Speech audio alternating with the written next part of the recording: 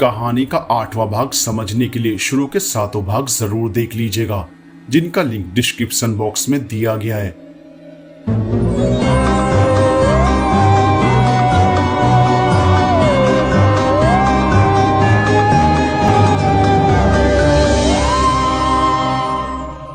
नैना ने उसके जाने के बाद चैन की सांस ली और सोचने लगी कि अच्छा हुआ आज युवराज पूरन सिंह जल्दी चला गया, वरना वह उसके साथ फिर से वही बातें करता।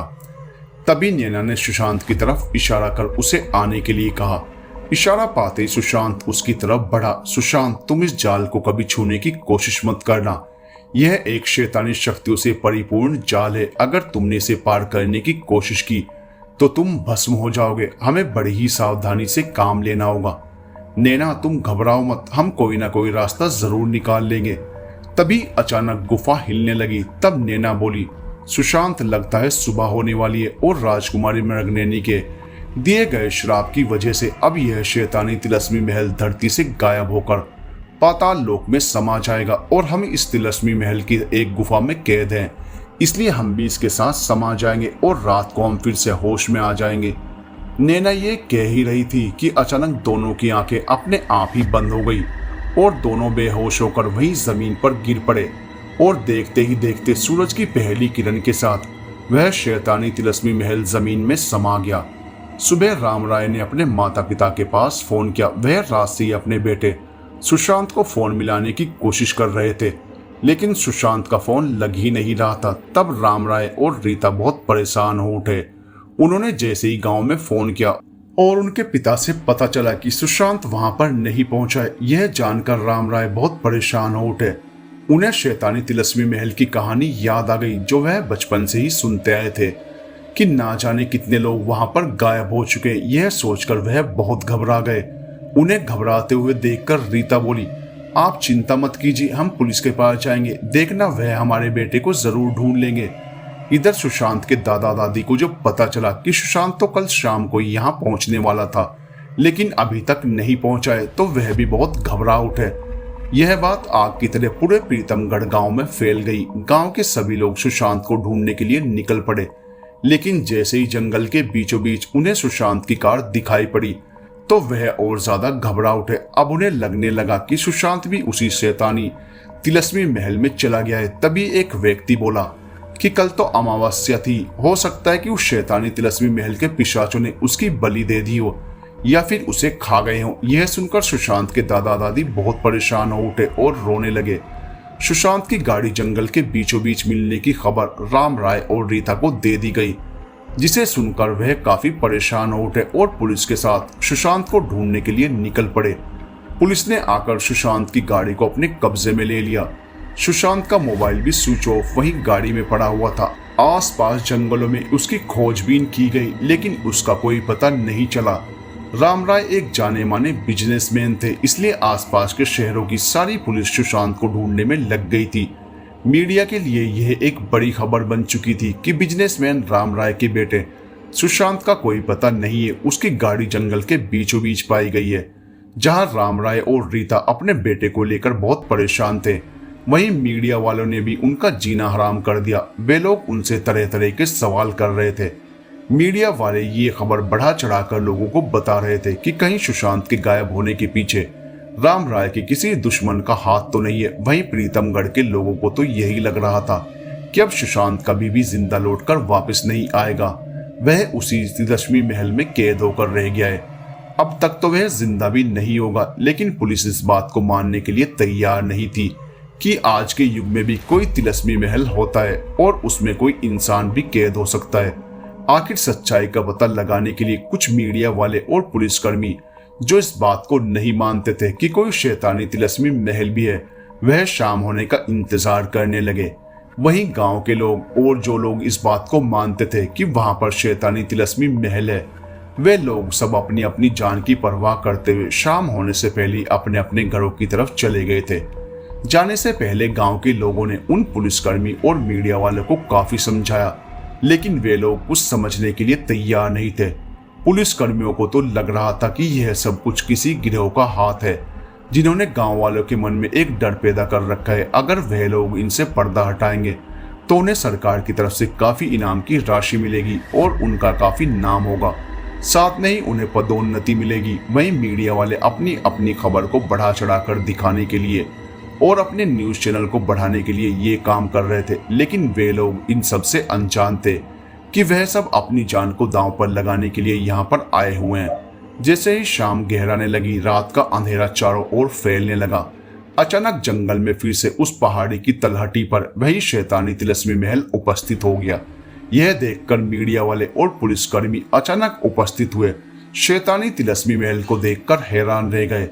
वे लोग समझ पाते उससे पहले ही उस शैतानी तिलस्मी महल से आती रोशनी से उनकी आंखें धोखा खाने लगी और वे लोग ना चाहते हुए भी उसकी तरफ बढ़ने लगे, जैसे वह किसी सम्मोहन में बंधे हुए हों।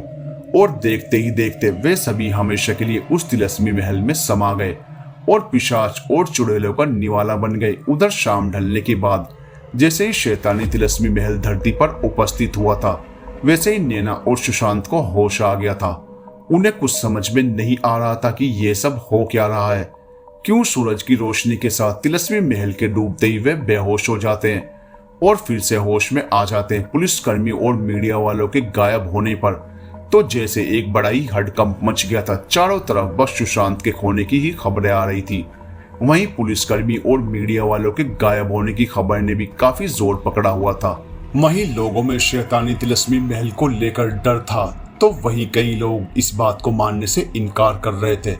उनका कहना था कि इस सब में किसी खूंखार गिरोह का हाथ है जो लोगों को गुमराह कर रहा है। बढ़ा चढ़ाकर यह खबर दिखाई जाने लगी।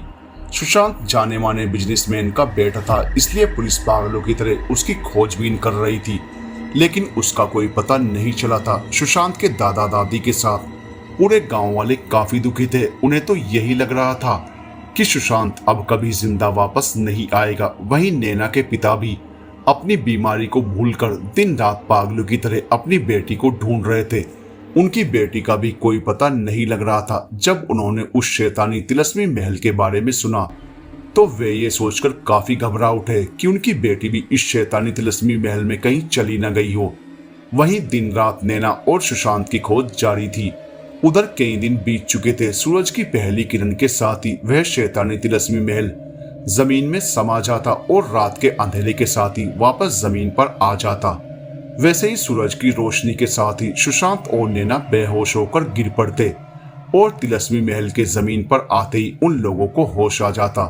वे लोग काफी कोशिश कर रहे थे उस रहस्यमयी गुफा में से निकलने की, लेकिन उन्हें कोई रास्ता नजर नहीं आया। वहीं बार बार युवराज पूरन सिंह भी उस गुफा में आता और सुशांत को राजकुमारी मृगनयनी से दूर रहने की हिदायत देता, उन्हें डराता धमकाता। सुशांत भी डरने का नाटक करते हुए उसकी बात मानने के लिए हाँ कह देता। वहीं नैना से युवराज पूरन सिंह बार बार अपने प्यार का इजहार करता, उन्हें कभी प्यार से समझाता तो कभी डराता धमकाता। उन्हें हमेशा यही एहसास दिलाने की कोशिश करता कि वह सिर्फ उसकी है, या तो वह उसकी होकर रहेगी या फिर वह रहस्यमयी गुफा से कभी बाहर नहीं निकल पाएगी। वो नैना को मजबूर कर रहा था कि वो उसे अपना ले, लेकिन नैना जिसे अपना पुनर्जन्म याद आ गया था, वह किसी भी कीमत पर युवराज पूरन सिंह को नहीं अपनाना चाहती थी। वो केवल उसे नफरत की दृष्टि से देखती थी। नैना सुशांत से मिलकर किसी भी तरह इस रहस्यमयी गुफा से बाहर निकलना चाहती थी, लेकिन उन्हें कोई रास्ता नजर नहीं आ रहा था। एक दिन इस सब से हताश नैना फूट फूट कर रोने लगी। उसे रोते देखकर सुशांत को काफी तकलीफ हुई। सुशांत का मन किया कि वह अभी जाकर नैना के आंसू पोंछे और उसे सीने से लगाकर तसल्ली दे, लेकिन उनके बीच में वो शैतानी जाल था। अगर सुशांत उसे पार करने की कोशिश करता तो उसमें ही भस्म हो जाता। नैना, तुम रो क्यों रही हो? सुशांत ने हताश होकर उस जाल के पास से ही पूछा। सुशांत, मुझे अपनी जान की परवाह नहीं है, लेकिन मेरे पापा की चिंता है। पता नहीं उनकी हालत अब कैसी होगी। मेरे सिवा उनका कोई नहीं है। मेरे पापा ने जब मेरे बारे में सुना होगा तो वह बहुत परेशान हुए होंगे। सुशांत, मुझे समझ में नहीं आ रहा कि हम यहाँ से कैसे निकलें। यह दुष्ट हमें यहाँ से निकलने नहीं देंगे। यह तो मुझे पता है कि ये मेरी जान नहीं लेंगे, लेकिन मैं घुट घुट कर नहीं जीना चाहती। इससे अच्छा तो ये है कि यह दुष्ट मेरी जान ले ले। कम से कम मुझे इन सब तकलीफों से मुक्ति तो मिले। नैना, जितनी तुम्हें अपने घर वालों की चिंता है, उतनी ही मुझे भी अपने घर वालों की चिंता है। पता नहीं मेरे दादा दादी कैसे होंगे। मेरे मम्मी पापा ने जब मेरे बारे में सुना होगा तो वह कितने परेशान हुए होंगे, लेकिन हम कर भी क्या सकते हैं। और नैना, तुम्हें तो यह पिशाच कभी नहीं मारेंगे, लेकिन मेरे तो जैसे जैसे दिन बढ़ रहे हैं वैसे वैसे जिंदगी के दिन घटते जा रहे हैं और हमें कोई रास्ता भी नजर नहीं आ रहा है। अब तो मुझे यही लगने लगा है कि अब ये पिशाच अपनी उस दुष्ट देवी के सामने मेरी बलि देकर ही रहेंगे। यह सुनकर नैना घबरा कर बोली, सुशांत, मेरे होते हुए तुम्हें कुछ नहीं होगा। इन दुष्टों ने पहले ही मेरी आंखों के सामने एक इंसान की बलि दे दी, लेकिन अब मैं तुम्हारी बलि नहीं होने दूंगी, चाहे मुझे अपनी जान की बाजी क्यों ना लगानी पड़ जाए। नैना, मुझे अपनी जान की परवाह नहीं है, तुम यहाँ से सही सलामत निकल जाओ। अगर तुम निकल जाओगी और मेरे घर वालों को सब कुछ बता दोगी तो मेरे घर वाले दुखी तो जरूर होंगे, लेकिन वह दिन रात मुझे ढूंढना तो बंद करेंगे। नैना ने अपने आंसू पोंछकर कहा, सुशांत, हमें कोई ना कोई रास्ता जरूर मिलेगा। देखना, माता रानी हमारी मदद जरूर करेगी। है माता रानी, आखिर आप हमारे साथ ऐसा क्यों कर रही हैं? हमें इस नरक से निकालिए। क्या आपका इस दुनिया में कोई अस्तित्व नहीं है? क्या आज के जमाने में बुराई अच्छाई पर भारी पड़ गई है? अगर आप इसी तरह चुप रहेंगी तो क्या यह पिशाच दिनों दिन ना जाने कितने लोगों को अपना निवाला बना लेंगे। आखिर कब आएगी आप माता रानी? आखिर कब आएंगी आप? नैना माता रानी को याद करने लगी। तभी अचानक वहां पर एक दिव्य ज्योति जल उठी। उस दिव्य ज्योति की रोशनी इतनी तेज थी कि नैना और सुशांत दोनों की आंखें पल भर के लिए बंद हो गई। जब उन्होंने आंखें खोलकर देखा तो सामने खूबसूरत युवती खड़ी थी। उसे देखकर नैना हैरानी से बोली, राजकुमारी कामाक्षी, आप यहाँ? तब वह युवती मुस्कुराते हुए बोली, हाँ राजकुमारी मृगनयनी। यह सुनकर नैना अपने आप में बड़बड़ाते हुए बोली, कहीं ये मेरी आंखों का भ्रम तो नहीं है? कहीं यह राजकुमारी कामाक्षी बोली, नहीं राजकुमारी मृगनयनी, यह तुम्हारी आंखों का भ्रम नहीं है। मैं राजकुमारी कामाक्षी की आत्मा हूँ जो तुम्हारे सामने है। यह सुनकर सुशांत को कुछ समझ में नहीं आया, लेकिन तभी उसे याद आया कि अपने पिछले जन्म की कहानी सुनाते हुए नैना ने ही उसे राजकुमारी कामाक्षी के बारे में बताया था। नैना बोली, लेकिन राजकुमारी कामाक्षी, आप यहाँ कैसे? राजकुमारी कामाक्षी उदास होकर बोली, राजकुमारी मृगनयनी, तुम्हें तो मरकर मुक्ति मिल गई और दूसरा जन्म मिल गया, लेकिन मैं बरसों से अपनी मुक्ति के लिए तरस रही हूँ। मैं मरकर भी अपनी असली मौत के लिए तरस रही हूँ। ये कहते हुए राजकुमारी कामाक्षी की आंखें भर आई। राजकुमारी मृगनयनी, बरसों पहले छल कपट से निशाचनी ने मेरा शरीर धारण किया था। तब से लेकर आज तक मैं अपने शरीर के लिए और उसकी मुक्ति के लिए बेताब हूँ। जब तक मेरे शरीर को मुक्ति नहीं मिलेगी मेरी आत्मा इसी तरह भटकती रहेगी। मेरे शरीर में अब तक भी निशाचनी कैद है। जब तक मेरे शरीर को मुक्ति नहीं मिल जाती मेरी आत्मा इधर उधर भटकती रहेगी और मेरे शरीर को मुक्ति तभी मिल सकती है जब निशाचनी का अंत होगा, और निशाचनी का अंत तभी होगा जब इस शैतानी तिलस्मी महल के रहस्य का पता चलेगा और इसका अंत होगा। इस शैतानी तिलस्मी महल का अंत करने के लिए इसके रहस्य को जानना जरूरी है। राजकुमारी मृगनयनी, क्या क्या नहीं किया मैंने अपने शरीर को पाने के लिए, लेकिन मुझे मुक्ति नहीं मिली, ना ही मुझे ना शरीर मिला। बरसों पहले जब तुम्हारे श्राप की वजह से यह शैतानी तिलस्मी महल धरती में समा गया तो मैं अपने शरीर को तलाशते हुए इधर ही आई थी। मैं एक आत्मा हूँ, इसलिए दूर दूर तक किसके मन में क्या छुपा है सारी सच्चाई जान लेती हूँ। मैं समझ गई थी कि अगर मैंने इस शैतानी तिलस्मी महल में प्रवेश किया तो शैतानी तिलस्मी महल की शैतानी शक्तियां मुझे, मेरी आत्मा को अपने वश में कर लेंगी। और मुझे पता था कि एक बार चाहे इंसान हो या आत्मा अगर इस शैतानी तिलस्मी महल में कैद हो गई तो वह कभी भी अपनी इच्छा से इससे बाहर नहीं आ सकती। यह सोचकर मैं बहुत परेशान हो उठी। मुझे पता था कि जब तक मैं इस शैतानी तिलस्मी महल में प्रवेश नहीं करूंगी और अपने शरीर को नहीं पाऊंगी तब तक मुझे मुक्ति नहीं मिलेगी। फिर मैं बहुत दुखी हो गई। तभी मुझे माता रानी की याद आई और मैं माता रानी की शरण में चली गई और माता रानी का ध्यान करने लगी। हिंदू रीति रिवाज के हिसाब से जब तक इंसान के शरीर को मुक्ति नहीं मिलती तब तक उस इंसान की आत्मा भटकती रहती है। इतने बरसों से मैं माता रानी की ध्यान में मगन थी। मैं माता रानी से हमेशा यही प्रार्थना करती थी कि मुझे मुक्ति मिल जाए। आज जब मैंने माता रानी को ध्यान करते हुए तुम्हारी पुकार सुनी तो अचानक मेरा ध्यान टूटा। इतने बरसों बाद ध्यान टूटने पर माता रानी का कुछ मकसद होगा, यह सोचकर मैं यहाँ पर आ गई। इतने बरसों तक माता रानी का ध्यान करने से मुझे कुछ दिव्य शक्ति प्राप्त हो गई है जो मुझे इस शैतानी तिलस्मी महल में आने जाने से नहीं रोक सकती, इसलिए मैं उन शक्तियों के कारण यहाँ पर तुम्हारे पास आ गई। राजकुमारी मृगनयनी, इतने वर्षों तक माता रानी का ध्यान करने से मुझे यह बात तो ज्ञात हो गई है कि शैतानी तिलस्मी महल के रहस्य का पता मैं नहीं लगा पाऊंगी, क्योंकि इस शैतानी तिलस्मी महल का अंत मेरे हाथों नहीं लिखा है। जहां तक मैं अपने दिव्य शक्तियों से पता लगा सकती हूँ, इस शैतानी तिलस्मी महल का अंत तुम्हारे हाथों में ही लिखा हुआ है और इसका अंत तुम ही कर सकती हो। राजकुमारी, ना तो तुम अपने पिछले जन्म में इस रहस्यमयी गुफा में से निकल पाई थी और ना अब इस जन्म में निकल पा रही हो। यह सुनकर राजकुमारी मृगनयनी बोली, राजकुमारी कामाक्षी, मैं जानती हूँ कि यह एक शैतानी शक्तियों से बना तिलस्मी महल है, जिसमें अगर एक बार कोई आ जाता है तो यहीं कैद होकर रह जाता है। तो क्या इससे निकलने का कोई रास्ता नहीं है? क्या हम यहीं घुट घुट कर जीते रहेंगे?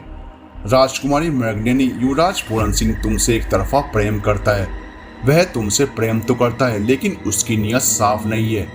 वह इस पिशाच रूप में भी तुमसे बेपनाह प्रेम करता है और वह चाहता है कि तुम उसी के साथ उसी की दुनिया में एक पिशाचनी बनकर रहो। वह तुम पर जबरदस्ती अपना प्रेम थोपना चाहता है। इसके लिए उन्होंने तुम्हें यहाँ कैद कर रखा है कि एक न एक दिन तुम उनकी बात जरूर मानोगी। यह सुनकर नैना गुस्से में बोली, राजकुमारी कामाक्षी, चाहे मेरी जान चली जाए, लेकिन मैं उस दुष्ट युवराज पूरन सिंह की बात कभी नहीं मानूंगी। अगर वह दुष्ट मुझे मार भी दे तो मुझे कम से कम मुक्ति तो मिल जाएगी। इस तरह घुट घुट कर तो नहीं जीना पड़ेगा। इन लोगों ने ना मुझे जिंदा छोड़ा है और ना मरा हुआ, बस घुट घुट कर जीने पर मजबूर हूँ। राजकुमारी कामाक्षी, आप तो एक आत्मा हो ना, तो हमारी मदद करो। हमें विश्वास है कि तुम हमारी मदद जरूर करोगी और माता रानी ने तुम्हें हमारी मदद के लिए ही यहाँ भेजा है। राजकुमारी मृगनयनी, हर बुराई के अंत के पीछे एक अच्छाई होती है। माता रानी के होते हुए तुम्हें घबराने की कोई जरूरत नहीं है। अगर तुम्हारा जन्म फिर से हुआ है तो माता रानी ने इसके पीछे भी जरूर कुछ सोचा होगा। जब तक इस शैतानी तिलस्मी महल का अंत नहीं हो जाता है, निशाचनी मेरे शरीर से मुक्त नहीं हो जाती, तब तक मुझे भी मुक्ति नहीं मिलेगी। लेकिन शायद अब इनका अंत आ गया है। यह सुनकर नैना बोली, मेरी कुछ ठीक से समझ में नहीं आया। जब राजकुमारी कामाक्षी ने माता रानी का ध्यान करा और उसके हाथ में रुद्राक्ष से परिपूर्ण 2 धागे आ गए, उन धागों को लेकर उसने कहा कि यह माता रानी की दिव्य शक्तियों से परिपूर्ण दिव्य धागा है। इनके तुम्हारे हाथ में होते हुए कोई तुम्हारा कुछ नहीं बिगाड़ पाएगा। यह शैतानी शक्तियां तुम्हें छू तक नहीं पाएंगी और यही धागे हैं जिनकी मदद से तुम यहाँ से निकल पाओगी। सूरज की पहली किरण के साथ ही इस शैतानी तिलस्मी महल के धरती में समाने पर तुम दोनों इस दिव्य रुद्राक्ष के धागे की वजह से बेहोश नहीं हो पाओगे और इनकी मदद से तुम दोनों यहाँ से निकल जाओगे और इस शैतानी तिलस्मी महल के रहस्य का पता पाओगे, जिससे इसका अंत हो जाए। राजकुमारी मृगनयनी, पिछले जन्म में तुम्हारे श्राप की वजह से दिन के समय इस शैतानी तिलस्मी महल और इस स्थिति में सभी पिशाच और चुड़ैल की शक्तियां कमजोर हो जाती हैं और इस गुफा पर दिन के समय इस शैतानी तिलस्मी महल का और शैतानी शक्तियों का साया हट जाता है, जिससे तुम यहाँ से आराम से निकल पाओगे। यह कहकर राजकुमारी कामाक्षी ने वह दिव्य शक्तियों और रुद्राक्ष से परिपूर्ण धागे सुशांत और नैना की तरफ बढ़ा दिए। उन धागों का तेज इतना तेज था कि जो शैतानी जाल नैना और सुशांत के बीच लगा था वह जलकर भस्म हो गया। यह देखकर सुशांत और नैना के चेहरे पर मुस्कान आ गई। फिर नैना ने सुशांत के हाथ पर वह धागा बांधा और सुशांत ने नैना के हाथ पर धागा बांधा। दोनों के हाथ पर धागा बांधने के बाद राजकुमारी कामाक्षी बोली, राजकुमारी मृगनयनी, अब मैं चलती हूँ। जब भी तुम्हें मेरी मदद की जरूरत हो तो मुझे याद कर लेना, मैं हाजिर हो जाऊंगी। लेकिन जितनी जल्दी हो सके इस तिलस्मी महल के अंत का पता लगा लेना, जिससे इसमें कैद अनगिनत लोगों की आत्मा आजाद हो सके और साथ में इस शैतानी तिलस्मी महल का हमेशा के लिए अंत हो सके और मुझे भी मेरे बरसों के इंतजार का फल मिल सके। उस निशाचनी के साथ मेरे शरीर को भी मुक्ति मिल जाए। यह कहकर राजकुमारी कामाक्षी वहां से गायब हो गई। सुबह होने में कुछ ही समय बाकी था। नैना और सुशांत को सुबह होने का बेसब्री से इंतजार था, जिससे वे दोनों यहाँ से निकल सके और कुछ ऐसा पता लगा सके कि शैतानी तिलस्मी महल का अंत हो जाए। जैसे ही सुबह होने को आई, रोजाना की तरह जमीन जोर जोर से हिलने लगी। यह देखकर सुशांत और नैना को समझ में आ गया कि सुबह होने वाली है। और यह शैतानी तिलस्मी महल धरती में समाने वाला है।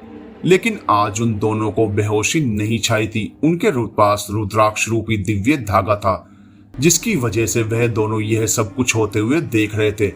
अचानक बहुत तेज जमीन हिली, इतनी तेज कि सुशांत और नैना की आंखें बंद हो गई। जब उन्होंने आंखें खोली तो अपने आप को एक अलग ही गुफा में पाया।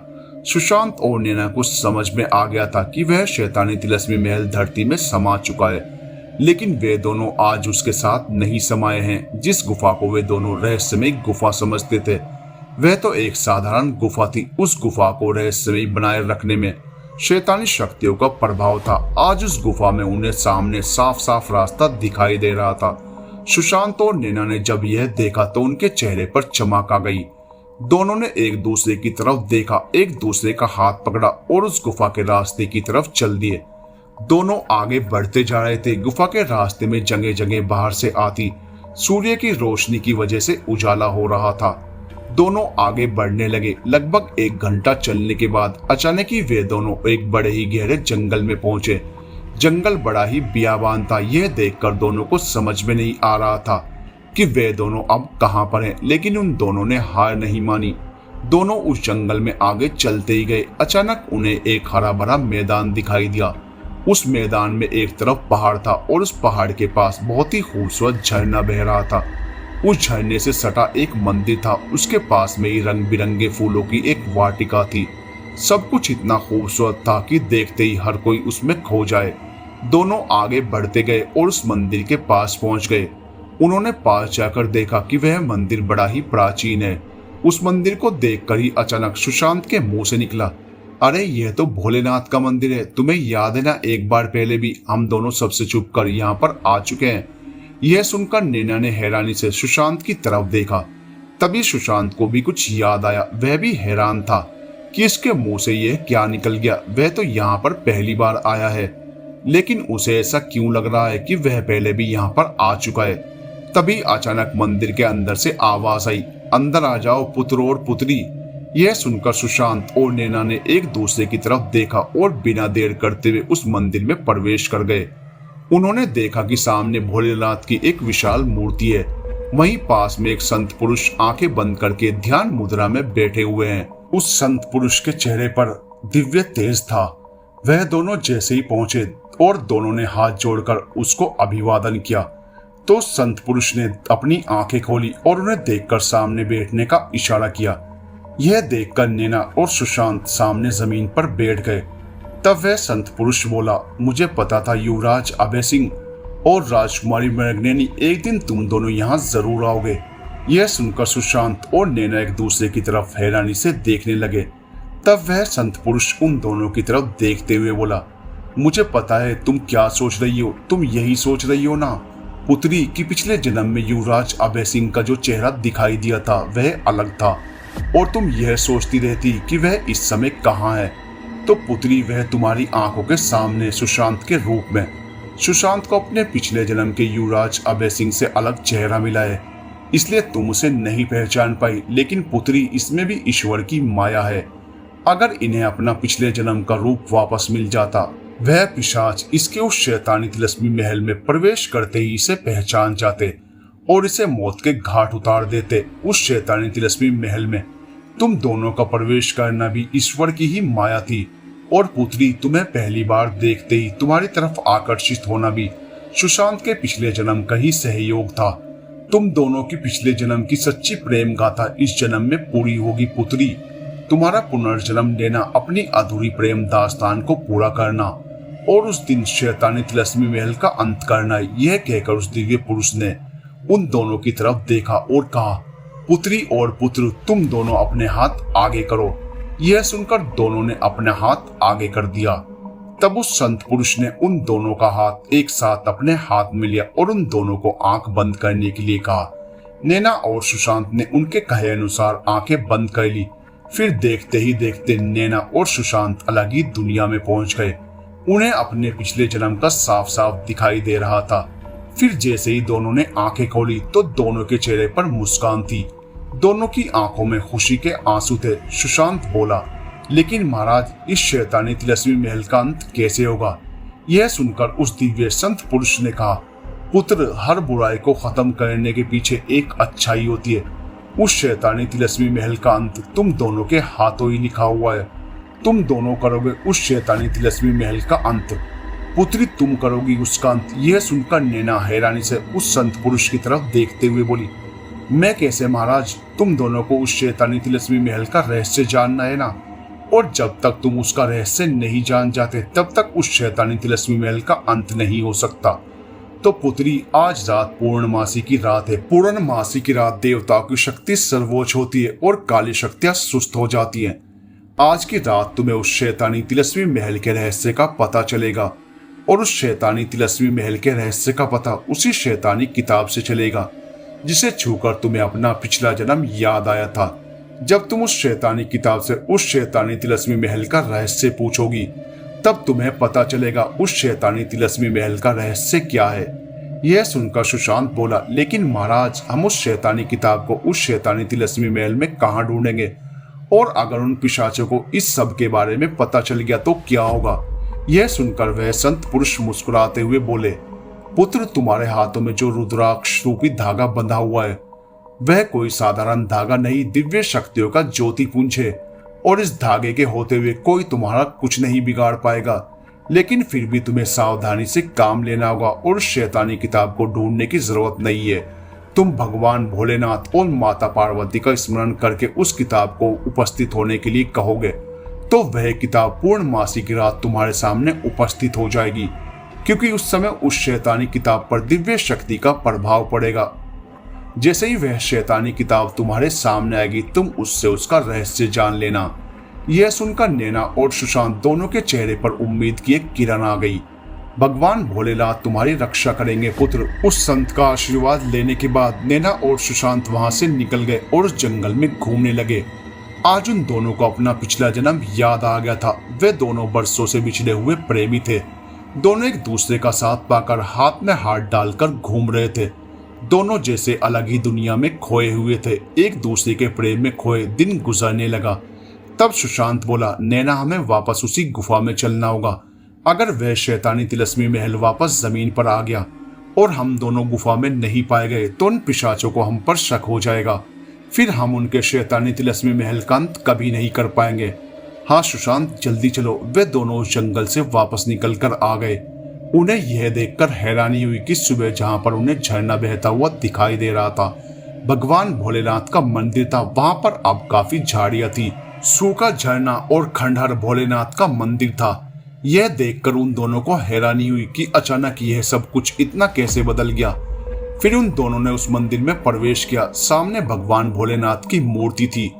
दोनों ने भगवान भोलेनाथ को जैसे ही प्रणाम किया तो अचानक भगवान भोलेनाथ के सिर में एक दिव्य ज्योति जली। तब उन दोनों को एहसास हो गया कि यह सब कुछ भगवान भोलेनाथ की ही माया थी।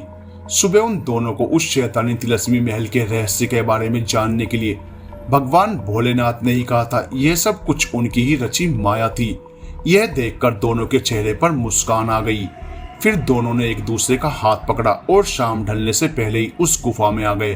क्या नैना और सुशांत शैतानी महल और इन दुष्टों का खात्मा कर पाएंगे? क्या उन सारी आत्माओं को मुक्ति दिला पाएंगे जो इस तिलस्मी महल में ना जाने कब से कैद हैं? क्या दोनों का मिलन हो पाएगा? क्या राजकुमारी कामाक्षी को मुक्ति मिल पाएगी? देखते रहिए अगले भाग में।